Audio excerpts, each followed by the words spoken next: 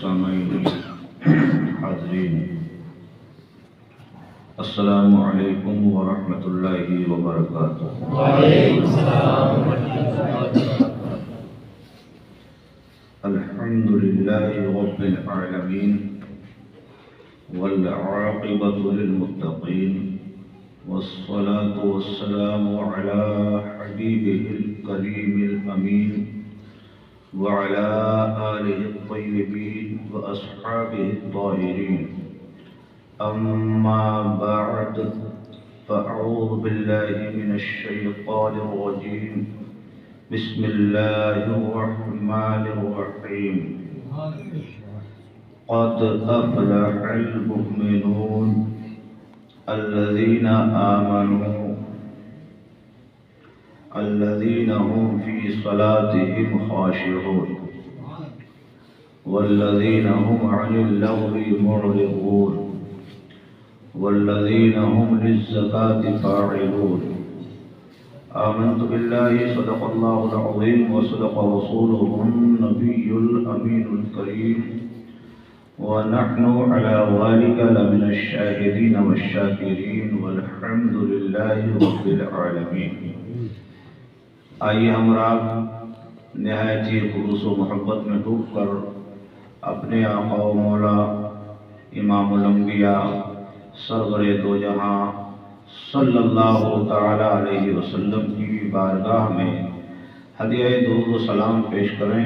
محبت سے پڑھیں اللہم صلی علی سیدنا و رسولنا و شفیعنا و نبینا وحبیبنا ومولانا محمد وآلہ واصحابہ الکرام۔ حضرات، کافی وقت ہو چکا ہے اور آپ لوگ بھی کافی دیر سے بیٹھے ہیں۔ کچھ نصیحت کی باتیں کرنا ہے، کام کی باتیں، اور بہت جلدی انشاءاللہ تعالی پروگرام کا اختتام کرنا ہے۔ آج کی جو بزم کا انعقاد ہوا ہے وہ سیدنا خواجہ غریب نواز رضی اللہ تعالی عنہ کی مناسبت سے، یعنی اولیاء کرام رضوان اللہ تعالی علیہم اجمعین کی سیرت اور ان کے احوال،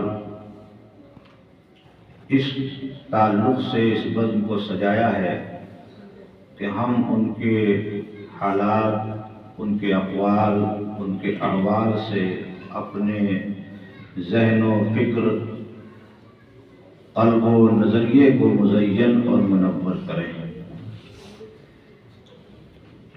اولیاء کرام رضوان اللہ تعالی علیہم اجمعین کا تذکرہ نزول رحمت کا باعث ہے۔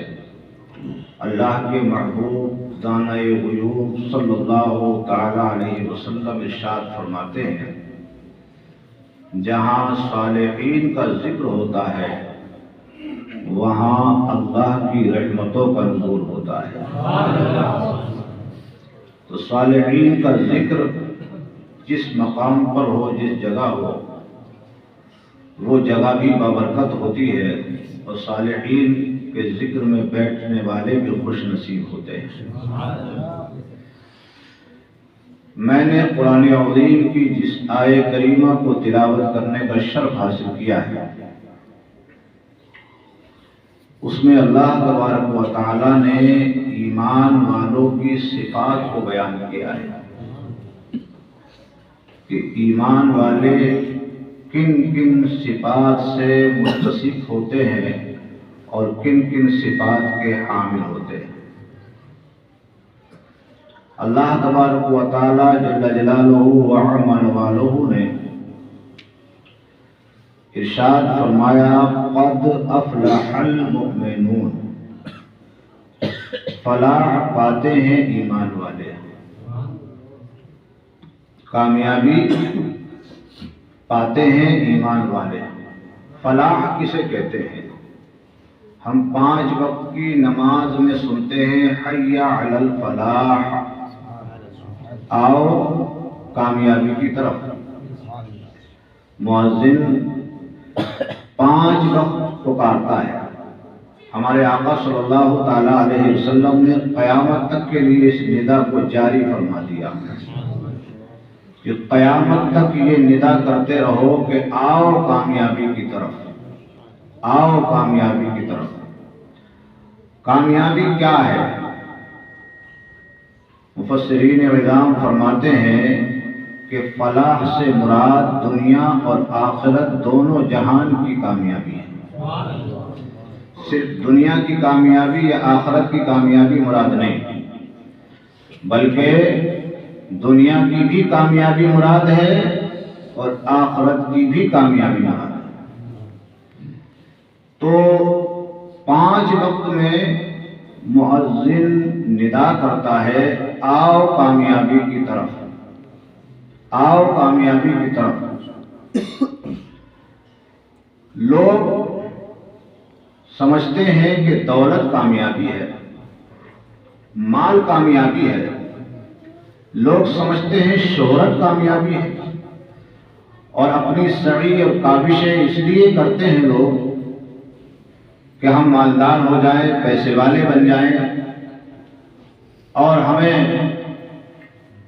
ڈگریاں مل جائیں، دولت مل جائے تو ہم کامیاب ہو جائیں۔ تو کامیابی یہ نہیں ہے۔ صرف دولت سے اگر کوئی کامیاب ہوتا تو قارون ہو جاتا، سب سے بڑا کامیاب، کیونکہ بہت بڑا امیر تھا وہ، اس کے پاس بہت بڑا پیسہ تھا۔ فرعون، نمرود، شداد جیسے کتنے کٹر اللہ کے دشمن جنہوں نے خدائی میں دعویٰ کیا، ان کے پاس فوج بھی تھی، اقتدار بھی، کرسی بھی، دولت بھی، محل بھی، عیش و عشرت کے تمام سامان تھے، مگر یہ ناکام، کامیاب نہیں تھے۔ کامیاب دولت سے نہیں ہوتے، کامیاب دنیاوی عہدے سے نہیں ہوتے، کامیاب شہرت یا نام وری سے نہیں ہوتے۔ کامیاب کیسے ہوتے ہیں؟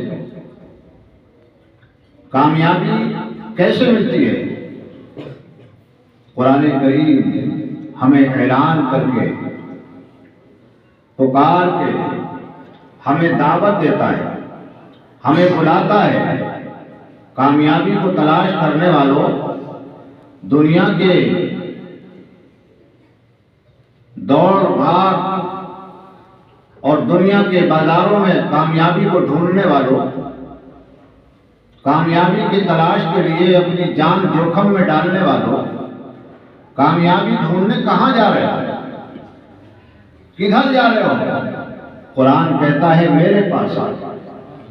کامیابی تمہیں دنیا دار نہیں دے گا، کامیابی تو تمہیں پروردگار عطا فرمائے گا۔ کامیابی تمہیں دنیا کے خزینے سے نہیں ملے گی، بلکہ کامیابی سلطان مدینہ سے ملے گی۔ کامیابی اگر پیسے والے یا اقتدار والے کے پاس ہوتی تو ہندوستان میں کتنے راجے ہوئے؟ راجہ کامیاب ہوتا، مگر جنہوں نے راجہ کو کامیاب سمجھا وہ ناکام رہے۔ دنیا نے اپنی آنکھوں سے دیکھا اور سب دیکھ رہے ہیں کہ کامیاب راجہ نہیں بلکہ کامیاب اجمیر کا خواجہ ہے، جس کی تربت آج بھی جگمگا رہی ہے اور کامیابی کی دعوت دے رہی ہے۔ کامیابی کسے کہتے ہیں؟ دیکھو، وقت کے حکمران قدموں میں آ گئے، وقت کے راجاؤں نے سر جھکا دیا، وقت کے تاجور غلام بن گئے۔ وہ جن کے پاس فوج و سپاہ تھی، ان کے سپاہی، ان کی فوج، ان کی طاقت ان کا کچھ نہیں کر سکی، انہیں بچا نہ سکی، بلکہ جب خواجہ نے ایک نظر ڈالی تو بڑے بڑے راجہ قدموں میں گر گئے، بڑے بڑے عمراء قدموں میں گر گئے، بڑی بڑی فوج و سپاہ کپ کپانے لگی، تھرانے لگی۔ اس لیے کہ نگاہ ولی میں وہ تاثیر دیکھی بدلتی ہزاروں کی تقدیر۔ اللہ کے ولی کی نگاہ وہ نگاہ ہے، حدیث پاک میں ہے، نبی کریم رؤوف الرحیم صلی اللہ تعالی علیہ وسلم ارشاد فرماتے ہیں مومن کی فراست سے ڈرو،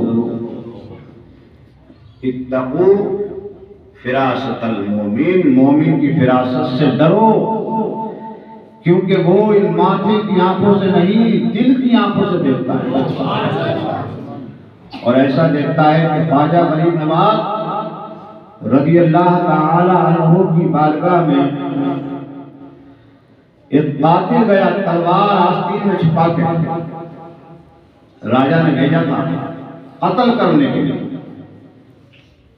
تلوار کو چھپایا آستین میں اور خواجہ غریب نواز رضی اللہ تعالیٰ عنہ کا سر قلم کرنے گیا۔ جب دیکھا تو مریدوں کا حلقہ بنا ہوا ہے، غریب نواز درس دے رہے،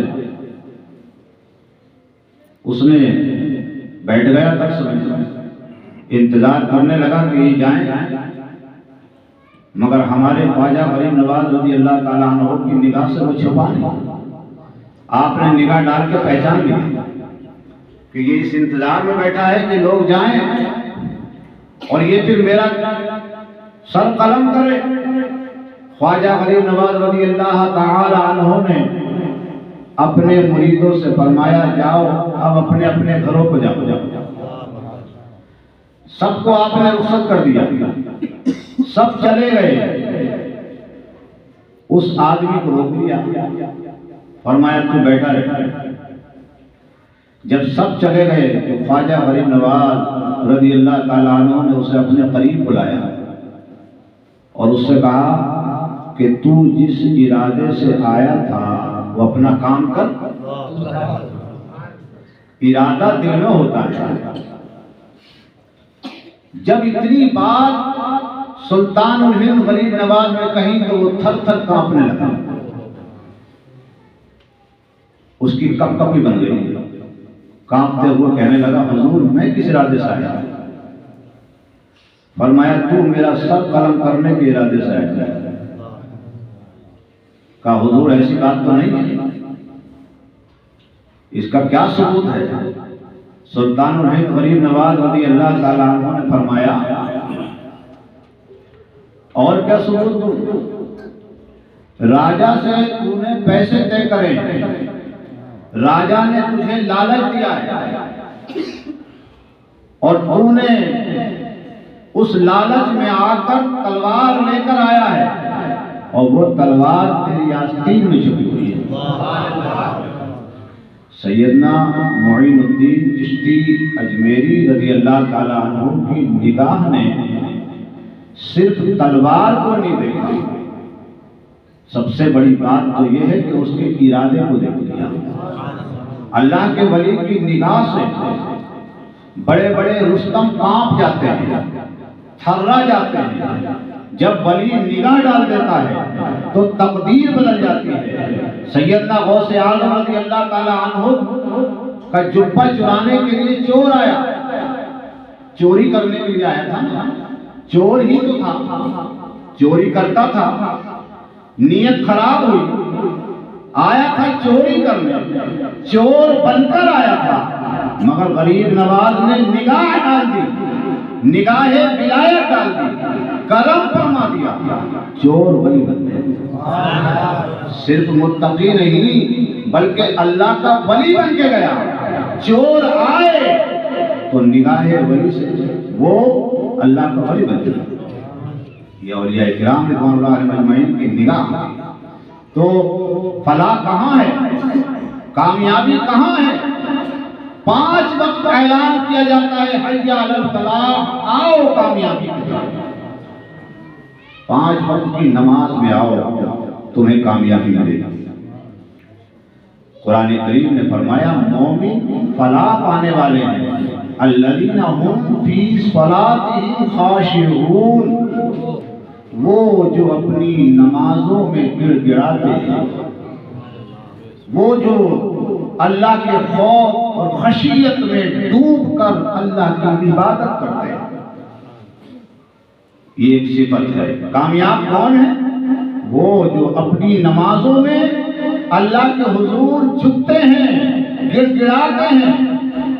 خاشعون کیا ہے؟ خشوع کیا ہے؟ یہ دل کی ایک کیفیت کا نام ہے۔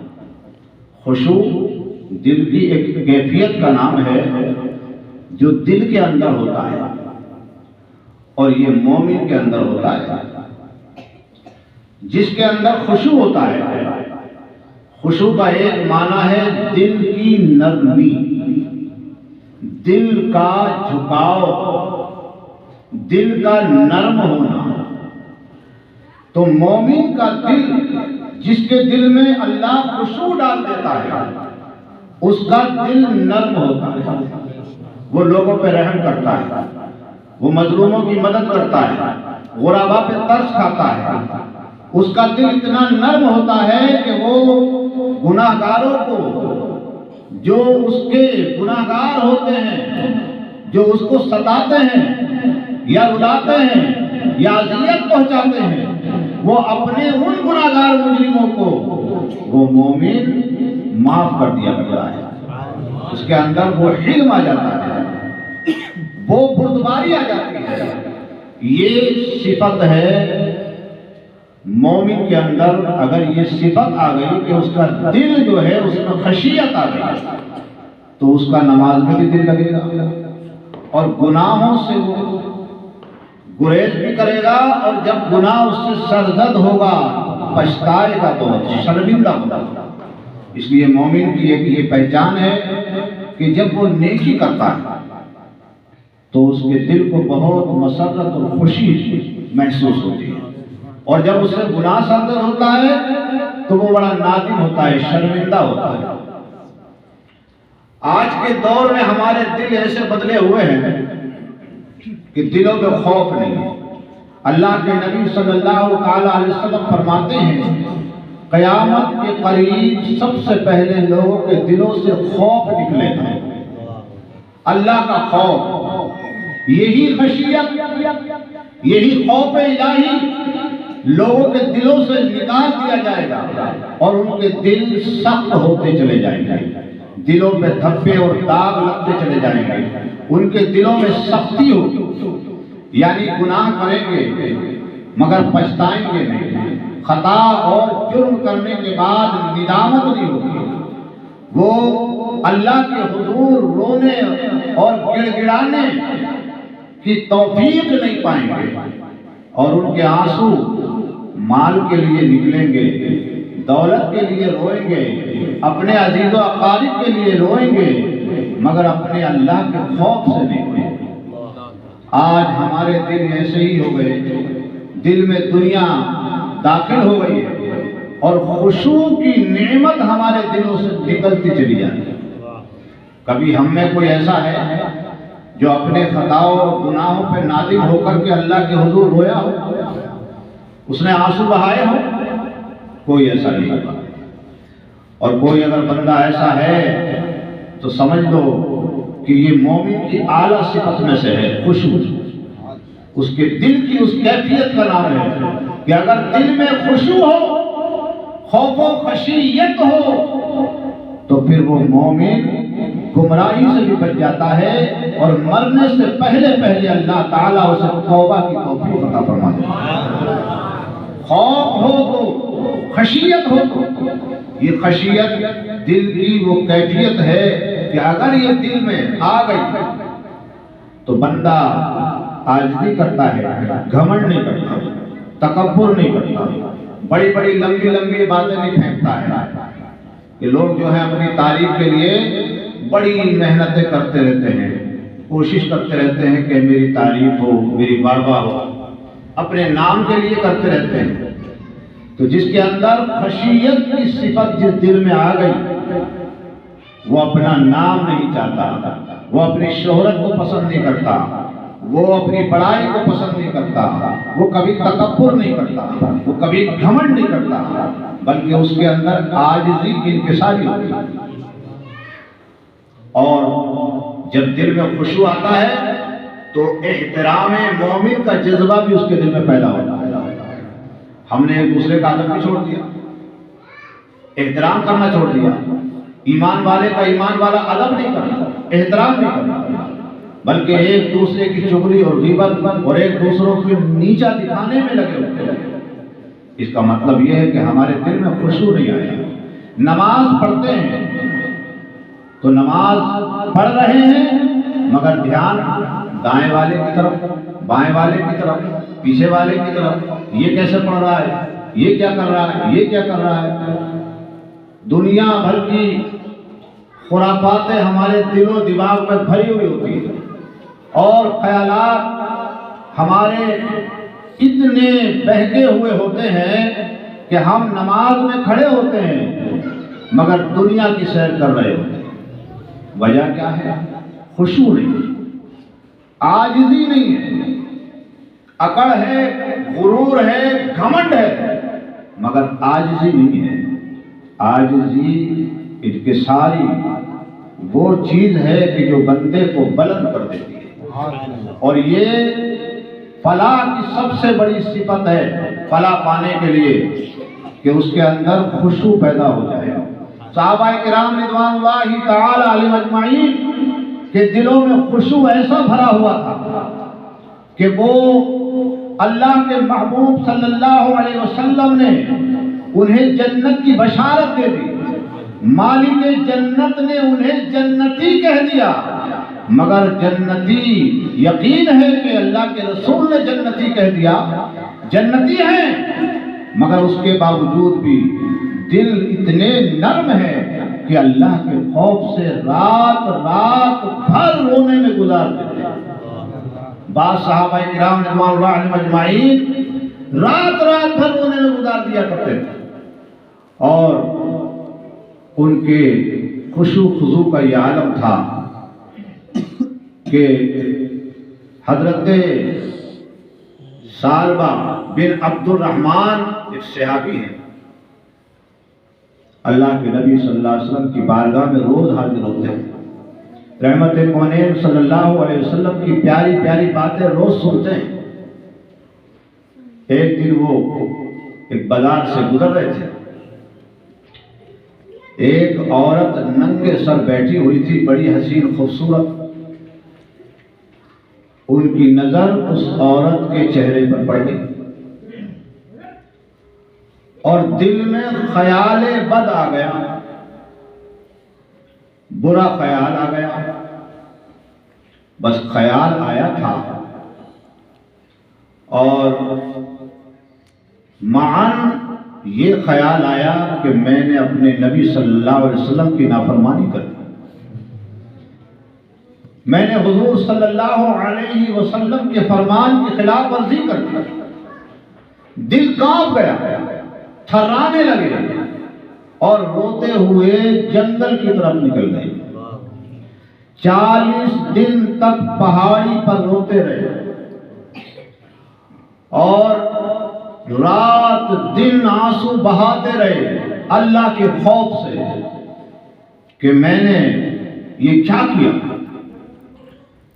کیونکہ دل میں خشیت اور خوف الہی جب ہوتا ہے تو بندہ گناہ پہ اتنا شرمندہ ہو جاتا ہے، نادم ہو جاتا ہے.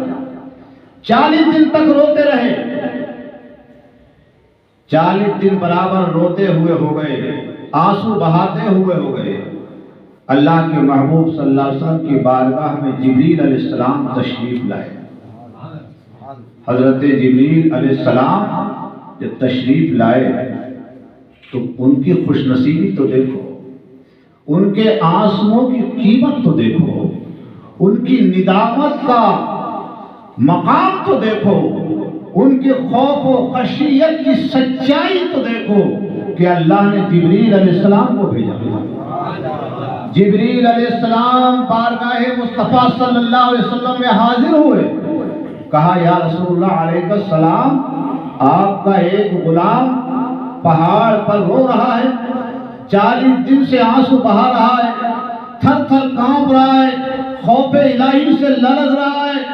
سرکار اپنے اس غلام کو اپنی بارگاہ میں بلاؤ، اللہ تبارک و تعالیٰ فرماتا ہے کہ میں نے اپنی رحمت سے اسے معاف فرما دیا، میں نے اسے معاف فرما دیا۔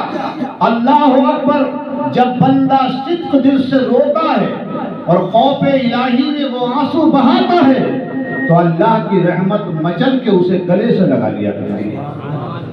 لیکن ارے اس رحیم و کریم کی رحمت تو بہت وسیع ہے، لا تقنطوا من رحمت اللہ، اس کی رحمت سے مایوس مت ہو، اس کی رحمت تو بہت وسیع ہے۔ اللہ کے نبی صلی اللہ علیہ وسلم نے حضرت سیدنا فاروق اعظم رضی اللہ تعالی عنہ کو بھیجا کہ جاؤ انہیں بلا کے لاؤ۔ ایک روایت میں ہے کہ حضور صلی اللہ علیہ وسلم نے حضرت مولا علی رضی اللہ تعالیٰ عنہ کو بھیجا کہ جاؤ انہیں بلا کے لاؤ۔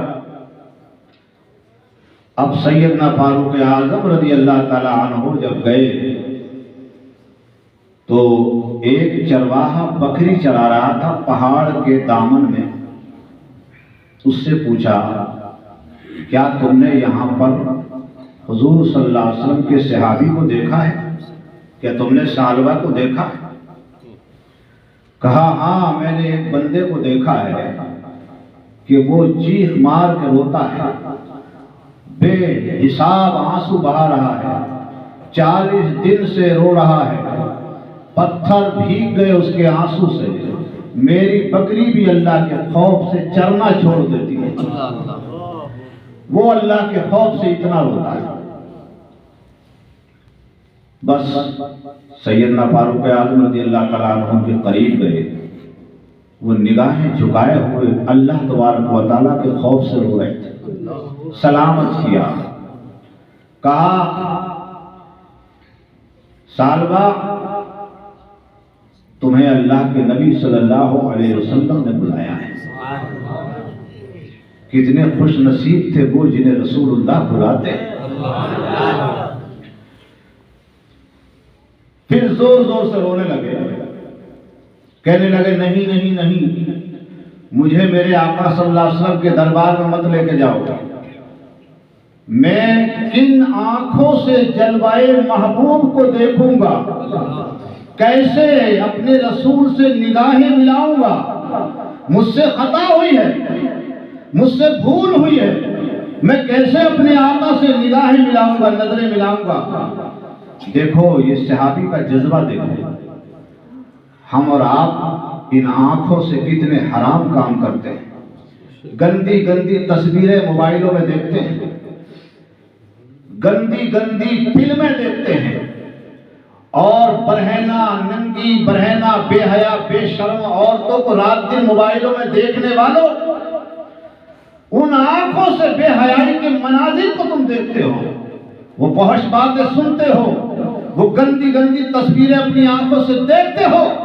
کیا کبھی تم نے بھی یہ سوچا کہ ہم ہزاروں بار جن گندی بے حیائی کی تصویروں کو دیکھتے ہیں ہم اپنے رسول کو کیا منہ دکھائیں گے؟ کبھی تم نے یہ احساس کیا کہ قبر میں اللہ کے محبوب صلی اللہ علیہ وسلم تشریف لائے تو ہم اپنے آقا کو کیسے دیکھیں گے؟ ان آنکھوں سے ہماری یہ آنکھیں ہیں اس مقدس بددعا چہرے کو دیکھنے کے لائق ہیں؟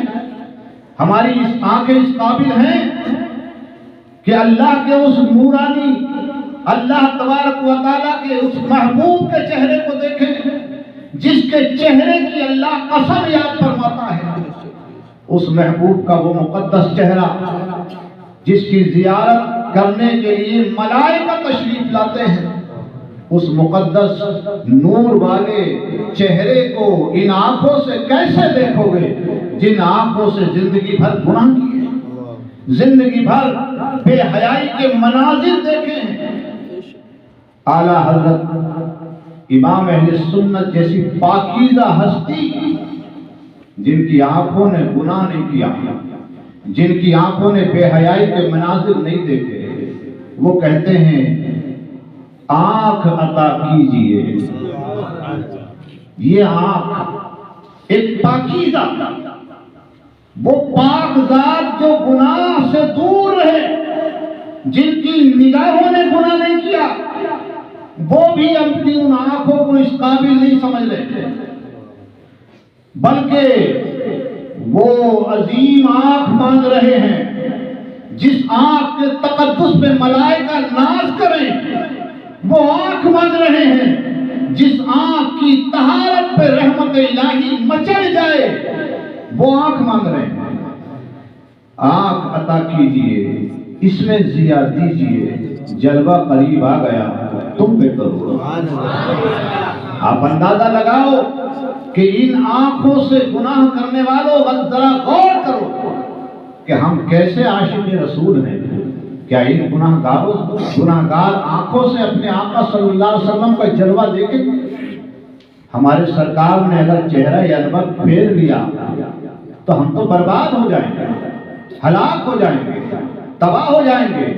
اللہ کے نبی صلی اللہ علیہ وسلم نگاہ پھیر لیں تو کوئی تمہارا پرسان حال نہیں ہوگا، کوئی بچانے والا نہیں ہوگا، اس لیے کہ اللہ تبارک و تعالی نے اپنے محبوب صلی اللہ علیہ وسلم کو مالک جنت بنایا۔ آپ بھی وہ جنت عطا فرمائیں گے۔ تو صحابی رسول رو کے کہنے لگے کیسے جاؤں میں اپنے آقا کے سامنے، ان آنکھوں سے چہرہ رسول کیسے دیکھوں؟ ان آنکھوں سے گناہ ہوا، اور گناہ ایک نظر ڈالی۔ خیالات، اس امت کے خیالات جو غلط خیالات ہیں، یہ خیالات معاف ہیں۔ جب تک برے کام کو کرنے کا عزم مصمم نہ کیا جائے اس کے نامہ اعمال میں گناہ نہیں لکھا جاتا۔ یوں خیالات ہزاروں ہمارے دماغوں میں آتے رہتے ہیں، برے خیالات بھی آتے رہتے ہیں، مگر اس میں گناہ نہیں ہوتا۔ لیکن خیالات کی پاکیزگی یہ مومن کی صفت ہے، بہت بلند صفت ہے کہ اللہ کسی کو خیالات کی پاکیزگی عطا فرما دے، اس کی نگاہ اور اس کے خیالات اور نظریات کو اللہ پاکیزہ فرما دے، یہ بہت بڑی نعمت ہے۔ تو خیال آیا تھا اور ایک نگاہ ڈالی تھی، مگر نبی صلی اللہ علیہ وسلم کی بارگاہ میں جانے سے ڈر رہے، ہاتھ پکڑ کے لے آئے، کہا اچھا میں اللہ کے نبی صلی اللہ علیہ وسلم کے سامنے ایسے تو نہیں جا سکتا، مگر سرکار صلی اللہ علیہ وسلم جب نماز کی حالت میں ہوں گے تو پیچھے کھڑا ہو جاؤں گا۔ تو جب آئے تو اللہ کے رسول صلی اللہ علیہ وسلم مغرب کی نماز ادا فرما رہے تھے۔ مغرب کی نماز اللہ کے نبی صلی اللہ علیہ وسلم پڑھا رہے تھے، انہوں نے مغرب کی نماز پیچھے پڑھی،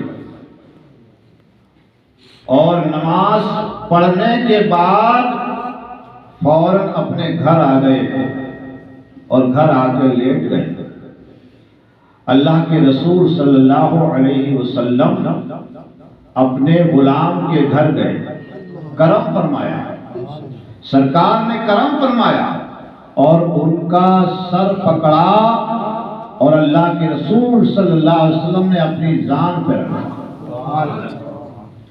وہ رو رہے ہیں، فرمایا میرے غلام کیوں رو رہا ہے؟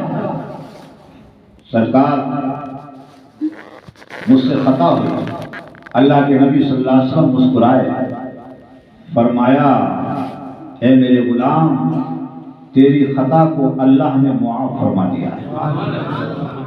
مجھے جبریل علیہ السلام نے تیرے بارے میں بتایا، تجھے خوشخبری دی کہ اللہ نے تیری خطا کو معاف فرما دیا، اور میں نے بھی تجھے معاف کر دیا۔ جسے اللہ بھی معاف کرے، جسے رسول بھی معاف کرے، یہ پروانہ کیسے ملا؟ آنسو بہانے سے ملا، خوف و خشیت سے ملا۔ حدیث پاک میں ہے کہ جہنم کی آگ گناہگار کو پکڑے گی اور گناہگار آگے آگے بھاگے گا، اور جہنم کی آگ اس کا پیچھا کرے گی، وہ بھاگتے جائیں گے، جہنم کے شعلے ان کا پیچھا کرتے چلے جائیں گے۔ وہ جہنم سے کہیں گے تجھے نماز کا واسطہ ہمیں چھوڑ دے، جہنم کی آگ نہیں بجھے گی، شعلے بڑھتے چلے جائیں گے۔ وہ کہیں گے تجھے زکوٰۃ کا واسطہ، تجھے روزے کا واسطہ، مگر جہنم کے شعلے بڑھتے چلے جائیں گے۔ جبریل علیہ السلام کچھ پانی کے قطرے ان شعلوں کی طرف پھینکیں گے، وہ آگ کے شعلے بجھ جائیں گے۔ اللہ کے محبوب صلی اللہ علیہ وسلم نے جبریل علیہ السلام سے پوچھا، اے جبریل وہ پانی کون سا ہوگا؟ نماز کا واسطہ دے رہے ہیں، آگ نہیں بجھ رہی، روزے کا واسطہ دے رہے ہیں، آگ نہیں بجھ رہی، نیکیوں کا واسطہ دے رہے ہیں مگر آگ نہیں بجھ رہی، بڑھتی چلی جا رہی ہے، جہنم کی گردن بڑھتی چلی جا رہی ہے، بڑھتی چلی جا رہی ہے۔ وہ کون سا پانی ہے کہ جب تم چھڑکو گے تو وہ آگ کے شعلے بجھ جائیں گے؟ جبریل علیہ السلام نے فرمایا، یا رسول اللہ علیہ السلام، آپ کی امت کے گنہگار جب اللہ سے ڈر کے آنسو بہاتے ہیں، جب اللہ کے خوف سے روتے ہیں، تو میں جبریل ان کے آنسوؤں کو جمع کر لیتا ہوں، اور وہ قیامت کے دن وہی آنسو میں میدان محشر میں لاؤں گا، اور وہی آنسو جہنم کی آگ کو بجھا دے گا۔ ہم تو اللہ کے خوف سے روتے نہیں، اللہ کے ولی اللہ کے خوف سے روتے تھے، ولی ہو کر روتے۔ ولی جنتی ہوتے ہیں نا، ارے ولی تو وہ ہیں کہ جنہیں کوئی خوف نہیں ہوتا، کوئی غم نہیں ہوتا۔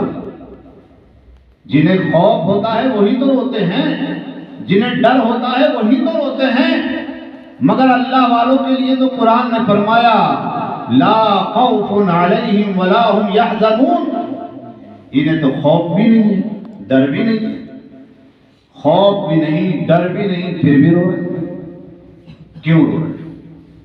اس لیے رو رہے ہیں کہ اللہ کے ڈر سے رونا یہ بہت اللہ کو پسند ہے، یہ اللہ کو پسند ہے۔ جو تمہاری آنکھیں گناہگار ہیں، جن آنکھوں سے تم نے خطائیں کی ہیں، اللہ کے خوف سے رو رو کے ان آنکھوں کو غسل کرا، اللہ کے ڈر سے رو رو کے ان آنکھوں کو دھو لو، تاکہ تمہاری آنکھیں دھل کے پاک ہو جائیں، تاکہ تم اپنے آقا صلی اللہ علیہ وسلم کی زیارت کر سکیں۔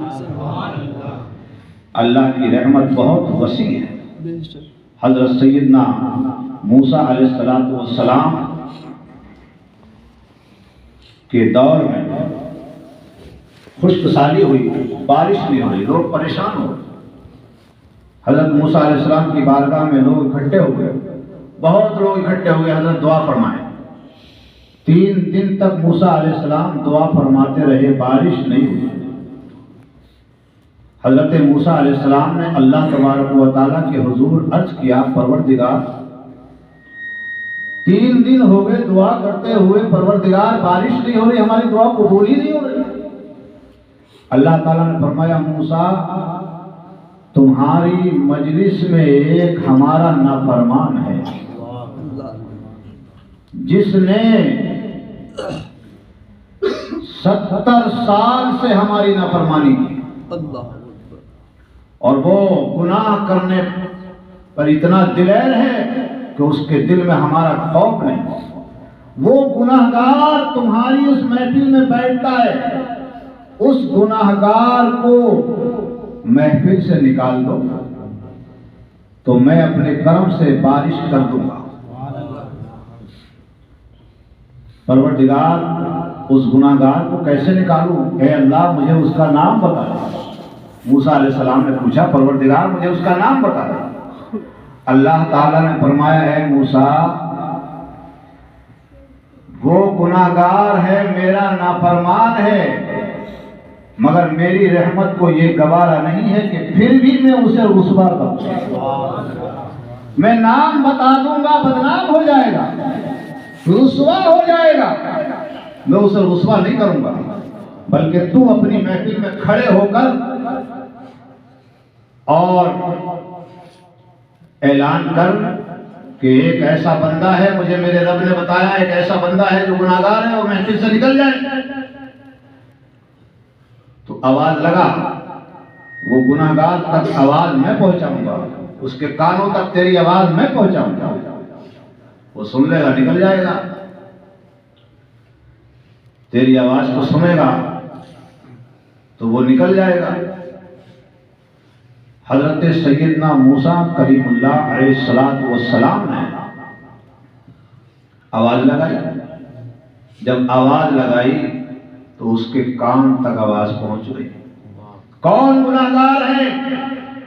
کون ایسا مجرم ہے جس نے گناہ کیے اور آج تک توبہ نہیں کی اور وہ گناہوں پہ ڈٹا رہا؟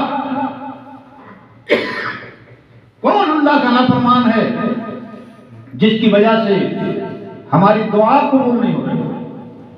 وہ گناہگار ہماری محفل سے نکل جائے۔ سیدنا موسیٰ کلیم اللہ علیہ السلام نے جب یہ آواز لگائی، اس گناہگار کے کانوں تک جب وہ آواز گئی تو اس کے دل میں خوف و خشیت کا جذبہ سمندر آ گیا، دل ڈر گیا، خوف الہی سے کانپ گیا۔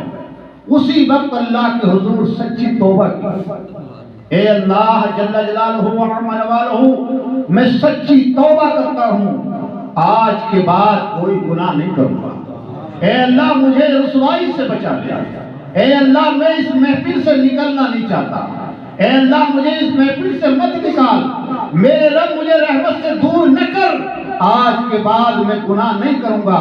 اس نے سچی توبہ کی، اور جیسے اس بندے نے سچی توبہ کی، اسی وقت موسلادھار بارش شروع ہو گئی، برسات ہونے لگی۔ موسیٰ علیہ السلام نے دیکھا کہ وہ بندہ تو نکلا ہی نہیں، کوئی گیا بھی نہیں، سب کے سب بیٹھے ہوئے ہیں، بارش پھر بھی ہو گئی، معاملہ کیا ہے؟ تو حضرت موسیٰ علیہ السلام نے اللہ کے حضور عرض کیا، پروردگار، جس گناہگار کی وجہ سے بارش نہ ہو رہی تھی، اس میں وہ گناہگار تو محفل سے نکلا ہی نہیں، اس محفل سے کوئی بندہ گیا ہی نہیں، تیری رحمت برس گئی۔ اللہ نے فرمایا، موسیٰ وہ بندہ اسی محفل میں بیٹھا ہے مگر اس نے سچے دل سے توبہ کی ہے، اور اس کے رونے کی کیفیت تم دیکھو، میں اس کے دل کی کیفیت کو جانتا ہوں، جس سچے دل سے اس نے توبہ کی ہے، میری رحمت کو کیسے گوارا نہ ہو کہ اسے معاف نہ کروں۔ میں نے اپنی رحمت اس پہ برسا دی اور میں نے اسے معاف بھی کر دیا اور اپنی رحمت کی برسات بھی کر دی۔ تو گناہوں سے نادم ہو کر کے رونا یہ اللہ والوں کی شان تھی۔ اولیاء کاملین، بزرگان دین رضوان اللہ تعالی علیہم اجمعین اللہ کے خوف سے ایسے روتے تھے۔ سیدنا امام حسن رضی اللہ تعالی عنہ جب نماز کے لیے وضو کرتے تو چہرہ پیلا پڑ جاتا تھا، خوف خدا سے چہرہ پیلا پڑ جاتا تھا۔ کسی نے پوچھا، حضور آپ جب نماز کے لیے چلتے ہیں تو ایسے نقاہت اور کمزوری کے آثار، آپ کا چہرہ پیلا زرد ہو جاتا ہے اور آپ کی یہ کیفیت کیوں ہو جاتی ہے؟ یہ نماز کے وقت کیوں ہوتی ہے؟ سیدنا امام پاک رضی اللہ تعالیٰ عنہ نے فرمایا، میں اللہ کے خوف سے تھراتا ہوں کہ میں جب وضو کرتا ہوں تو وضو کر کے جب میں اللہ کے حضور جاتا ہوں تو اللہ کے حضور جانے سے پہلے پہلے مجھے ڈر لگتا ہے، خوف ہوتا ہے، اللہ کے حضور میں کھڑا ہوگا، میرے رب کا قرب ہوگا، اللہ تبارک و تعالی جل جلالہ و عظم جلالہ کی عبادت میں کھڑا ہوگا، کہیں میری عبادت کرنے میں کوئی کوتاہی نہ ہو جائے۔ وہ اللہ کے خوف سے اتنا ڈرتے ہیں جن کی عبادت کامل تھی، جن کے تقوی کامل تھے، جو شریعت کے عامل تھے، جو قرآن کے عامل تھے، جو جنتی تھے، جو صالحین کے سردار تھے، ان کے خوف و خشیت کا یہ عالم کہ جب اللہ کے حضور کھڑے ہوتے تھے تو اس قدر کانپتے تھے تھے، اس قدر روتے تھے اللہ کے حضور خوف و خشیت سے کہ ان کے سینوں سے ایسی آوازیں نکلتی تھی جیسے کڑھائی میں تیل ابلنے سے آواز پیدا ہوتی ہے۔ ان کے دل اللہ تبارک و تعالیٰ کے خوف سے اتنے لرزے۔ کیا ہمارے دل بھی کانپتے ہیں؟ کیا ہم بھی خوف کرتے ہیں؟ سچے دل سے توبہ کرو۔ اولیاء کرام سے اگر محبت ہے تو اپنے گناہوں سے توبہ کیا کرو۔ رات کو بغیر توبہ کے مت سویا کرو، اپنے گناہوں سے توبہ کر کے سویا کرو۔ اور نماز کی پابندی کرو کہ فلاح اسی کو ملے گی جو نماز پڑھے گا۔ نماز نہیں پڑھو گے، کتنی بھی 11ویں کر لو، کتنی بھی چھٹی کر لو، کتنی بھی نیاز کر لو، اللہ قبول نہیں کرے گا جب تک فرض تمہارے ذمہ باقی رہے گا۔ نماز فرض ہے،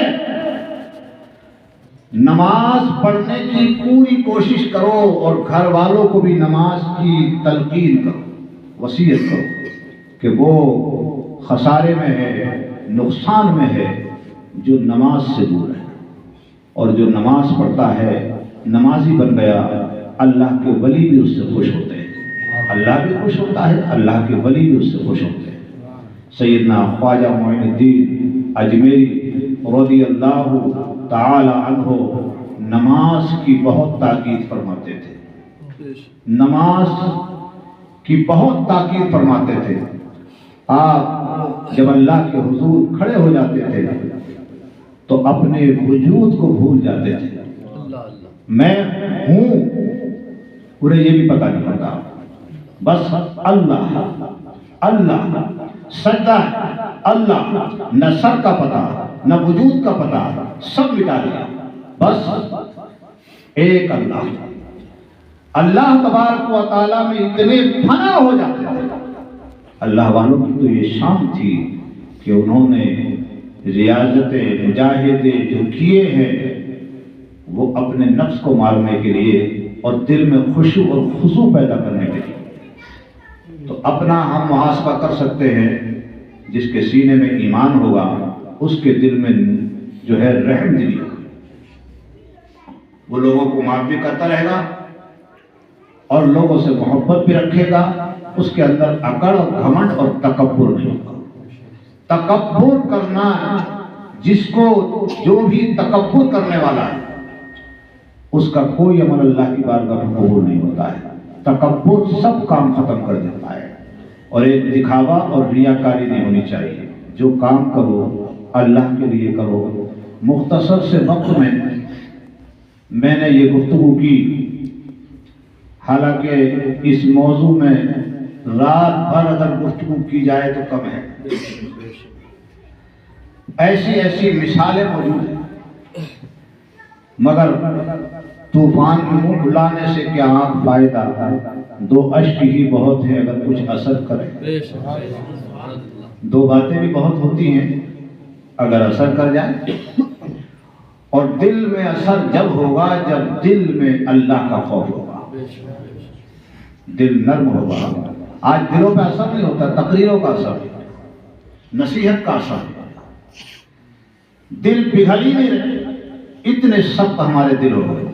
یہ قرب قیامت کی نشانی ہے۔ اللہ تعالیٰ اپنے محبوب پاک علیہ السلام کے صدقے طفیل ہمارے گناہوں کو معاف فرمائے۔ جو کچھ میں نے بیان کیا اس میں کچھ کوتاہی غلطی سرزد ہوئی، اللہ تبارک و تعالیٰ مجھے بھی معاف فرمائے، ہم سب کو معاف فرمائے۔ آپ بھی کلمہ پڑھ لیں، میں بھی پڑھتا ہوں، لا الہ الا اللہ محمد رسول اللہ صلی اللہ علیہ وسلم۔